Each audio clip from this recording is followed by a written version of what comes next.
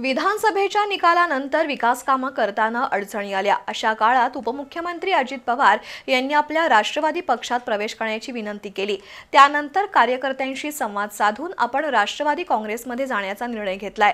या प्रवेशानंतर विधानसभा मतदारसंघातील विकास कामांना गती मिळेल असं प्रतिपादन जिल्हा परिषदेचे माजी अध्यक्ष राहुल पाटील यांनी केलंय।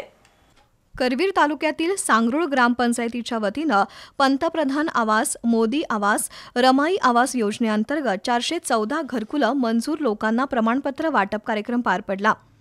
यावेळी जिल्हा परिषदेचे माजी अध्यक्ष राहुल पाटील, गोकुळचे संचालक बाळासाहेब खाडे प्रमुख उपस्थित होते। यावेळी राहुल पाटील यांनी सांगरूळ ग्रामपंचायतीनं अनेक लोकोपयोगी उपक्रम राबवल्याचं सांगितलं। दरम्यान पीएन पाटील यांनी काँग्रेसला काय दिलं आणि काँग्रेसनं पीएन पाटील यांना काय दिलंय हे कार्यकर्त्यांनी पाहिलंय। राष्ट्रवादीत प्रवेश करण्याचा निर्णय फार विचार करून घेतलाय। सत्तेत राहिलो तरच 2029ची विधानसभा निवडणूक लढवता येईल। राष्ट्रवादी काँग्रेसमधून पक्षात सहभागी होण्याची मागणी आल्यानंतर राहुल पाटील यांनी कार्यकर्त्यांशी संवाद साधून राष्ट्रवादीमध्ये प्रवेश केल्याचं गोकुळचे संचालक बाळासाहेब खाडे यांनी सांगितलं। उपमुख्यमंत्री अजित पवार यांच्या राष्ट्रवादी पक्षात प्रवेश केल्यामुळे मतदारसंघात 33% सत्तेचे आपण मालक होणार असल्याचंही खाडे यांनी सांगितलं।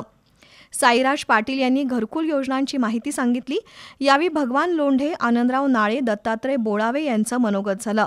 यावेळी माजी पंचायत समिती सदस्या सीमा चाबूक, अनिता जंगम, सरपंच शीतल खाडे, मारुती खाडे, कृष्णात चाबूक, निवृत्ती नाळे, विष्णू खाडे, शशिकांत मेहतर, बाळासो यादव, संभाजी कोळी, दत्तात्रय नाळे, दीपक घोलपे, पंढरीनाथ खाडे, सुमन कापडे, उपसरपंच सुरेखा तोरसकर, ग्रामविकास अधिकारी LB जाधव यांच्यासह ग्रामपंचायत सदस्य आणि ग्रामस्थ उपस्थित होते।